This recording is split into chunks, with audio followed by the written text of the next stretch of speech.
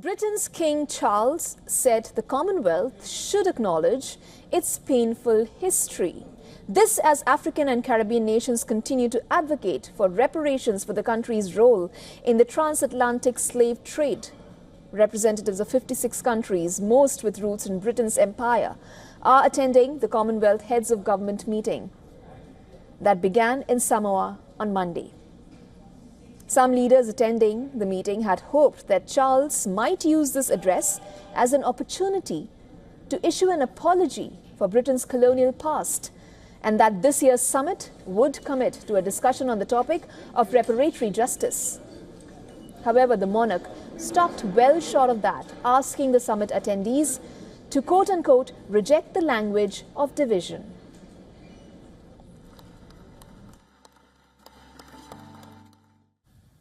As we look around the world and consider its many deeply concerning challenges, let us choose within our Commonwealth family the language of community and respect, and reject the language of division.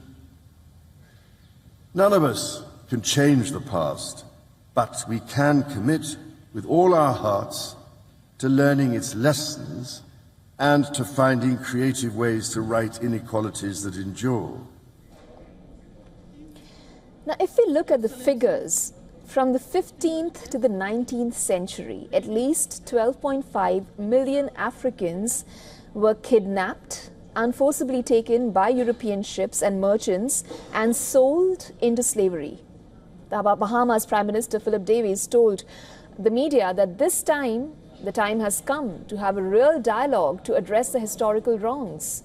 He said that reparatory justice is not an easy conversation, but an important one. While the UK Prime Minister Keir Starmer has ruled out paying reparations or apologizing for the country's role in the transatlantic slave trade, reports have quoted a Downing Street source as indicating that the UK could support some forms of reparatory justice, such as restructuring financial institutions and providing debt relief. Affairs and East African cooperation.